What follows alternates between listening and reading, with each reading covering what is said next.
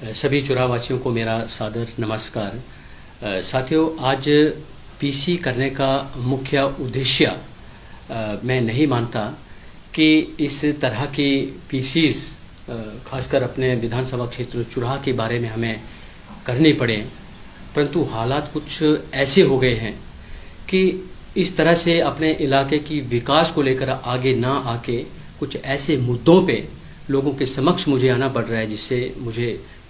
खेद हो रहा है। सब जानते हैं कि पिछले 2-3 दिनों से एक मुद्दा काफ़ी हाईलाइट, बाकी इस वक्त जो मूल विषय बनता है,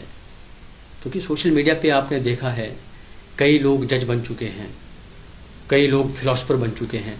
कि ऐसा होना चाहिए, वैसा होना चाहिए। विषय है कि हमारी माताएं व बहनें इस तरह के लोगों से कैसे सेफ हों, उनके लिए कार्रवाई होनी क्या चाहिए। इससे पहले कि हम एक फिलोसफर की भूमिका में आएँ, हम एक जज की भूमिका में आएँ, आप बिस्तर में बैठकर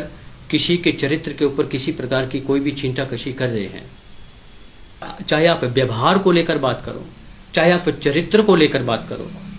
चाहे आप बात करने के लहजे से लेकर बात करो, हर तरह हर पहलू से जहां से भी आप देखो, हर जगह गलती आप ही की क्यों निकलती है। तो मैं माननीय मुख्यमंत्री महोदय से 2 हाथ जोड़कर ये विनती करूंगा कि इस मामले की गहनता से जांच हो, इसके लिए एसआईटी का गठन किया जाए। माननीय अध्यक्ष विधानसभा श्री कुलदीप सिंह पठानिया जी, इनसे हमें ऐसी उम्मीद रहेगी कि जो चुराह में हर घर में बेटी बच्ची बहू जो अपने आप को असहज महसूस कर रही है, इस मामले की गहनता से जांच हो। और मैं जो हमारे लीगल एड सर्विसेज होती हैं उसके माध्यम से है, और किसी बहन को लेकर, किसी की बेटी को लेकर इतना हाईलाइटेड है कि लगभग इस वक्त ये पूरे हिमाचल प्रदेश का या पूरे नेशनल का एक मुद्दा बन चुका है, जिससे मैं इलाके का प्रतिनिधि होने के नाते अपने आप में भी ये महसूस कर रहा हूँ कि बड़े लेवल पर जो है वो हमारे विधानसभा क्षेत्र चुराह का नाम बदनाम हो रहा है। हालांकि जो मेरे साथ ये शख्स बैठे हैं, जो पीड़िता है उसके पिता हैं, और ये मामला लगभग 1 साल पहले से चला आ रहा था। और इस अभी जो रिसेंटली मामला हाईलाइट हुआ है, इसमें 2-3 दिन से मैं बिल्कुल चुप रहा, और परत दर परत इसकी जानकारी मैंने हासिल करी, और आज मुझे लगा कि इस मामले में हमें बोलना चाहिए, क्योंकि एक प्रतिनिधि होने के नाते नहीं, एक रिप्रेजेंटेटिव होने के नाते नहीं, एक इंसान होने के नाते, क्योंकि मैं माताओं का, बहनों का बहुत आदर और सम्मान करता हूँ। किसी भी बेटी या बहू या माता की इज्जत दांव पे आएगी तो हम वहाँ बोलेंगे, हर हालत में बोलेंगे, हर सूरत में बोलेंगे, और सच्चाई क्या है उसको जानने की कोशिश करेंगे। अगस्त 2024 में एक लड़की के द्वारा चुराह के विधायक के खिलाफ एफआईआर दर्ज की जाती है, और एफआईआर दर्ज होने के बाद 164 के तहत जो बयान होते हैं वो तीसरा कोर्ट में होते हैं, पर उस लड़की के पिताजी साथ में इनका कहना है कि बयान होने के बाद जैसे ही बाहर कोर्ट से आते हैं तो विधायक के कुछ गुंडे इनको जबरन गाड़ी में बिठाकर, डरा धमकाकर शिमला ले जाते हैं या बद्दी ले जाते हैं, ये इनको पता होगा, और वहां जबरन मानसिक रूप से प्रताड़ित कर, डरा धमकाकर बयान बदलवाने की कोशिश की जाती है। और उस वक्त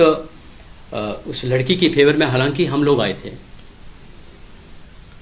विधानसभा क्षेत्र चुरा के कई युवा, कई माताएं, कई बहनें इस लड़की के न्याय के लिए हम आ खड़े हुए थे। परंतु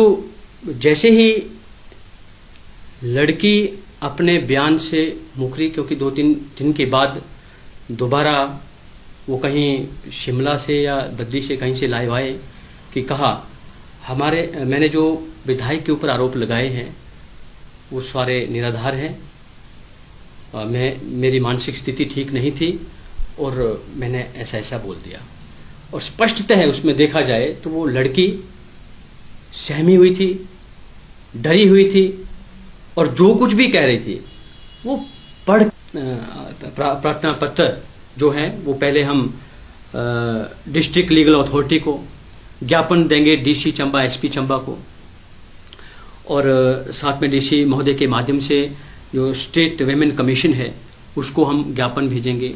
गवर्नर हिमाचल प्रदेश को, सीएम महोदय को, डीजीपी नेशनल वेमेन कमीशन, साथ में national human right commission, PMO office में भी हम ज्ञापन सौंपेंगे, और president of India, national minority commission, साथ में बीजेपी की जो नेशनल प्रेसिडेंट हैं जो हमारे हिमाचल प्रदेश से संबंध रखते हैं, जेपी नड्डा जी, उनके पास भी इस मामले को लेकर एक ज्ञापन सौंपा जाएगा। साथ में गृह मंत्री अमित शाह जी को और ऑल इंडिया महिला कांग्रेस अध्यक्षा अलका लांबा जी को, चेयरपर्सन कांग्रेस श्रीमती सोनिया गांधी जी को व Congress general secretary national Priyanka Gandhi ji को भी हम ज्ञापन के माध्यम से इस मामले के बारे में अवगत करवाएंगे और इसमें गहनता से जांच की मांग हम करेंगे। और इसमें आरोपी जिसके ऊपर आरोप लगे हैं उसके मोबाइल को लेकर, उसकी कॉल रिकॉर्ड्स को लेकर, उसकी व्हाट्सएप चैट्स को लेकर अभी तक पुलिस ने क्या कार्रवाई की है, उसकी सीडीआर डाटा वो मैच किया नहीं किया, जो जस्टिस ऑफिस में ये गए इनके साथ कौन कौन से लोग थे, उनके साथ वो सीसीटीवी फुटेज जो थाना प्रभारी होते हैं उनको वो लगभग केस होने के 18 महीनों तक संचित करके रखने पड़ते हैं। ऐसा एक हमारे पास में सुप्रीम कोर्ट का वर्डिक्ट है, परमवीर सिंह सैनी वर्सेस बलजीत सिंह केस का, जो 2 दिसंबर 2020 का सुप्रीम कोर्ट का वर्डिक्ट है कि जहाँ जहाँ पुलिस थाना है और जो भी शिकायत करता आते हैं उनके साथ कितने लोग आए हैं, उन सब का सीसीटीवी फुटेज का रिकॉर्ड लगभग आगामी 18 महीनों तक रखने की ऐसी परामर्श उनके द्वारा दी गई है। तो मैं पुलिस से भी ये चाहूँगा कि उनकी जो भी कार्यप्रणाली पीछे रही है उन्होंने ये सब कायदे से किया है या नहीं किया है, और एसआईटी का गठन होने के बाद इस सब चीज़ की जांच इस मामले में होनी चाहिए। बाकी हम आप लोगों के साथ न्याय दिलाने के लिए जो भी पीड़ित है, कोई पीड़िता है, कोई लाचार है, कोई असहाय है, आपके साथ हमेशा कंधे से कंधा, और फिक्र हमेशा मेरे साथ रहता है। भूषण ज्वेलर्स, अनमोल रिश्तों के लिए। आया ना मुंह में पानी आया ना। आपने मोमोज तो बहुत खाए होंगे, लेकिन वाह मोमोज के मोमोज नहीं खाए तो क्या ही खाया। टेस्ट की बात करूं तो जब मैं वीडियो बना रही थी ना तो मुंह में इतना पानी आ रहा था कि जल्दी से मोमोज मिले और मैं खाऊं। वाह मोमोज।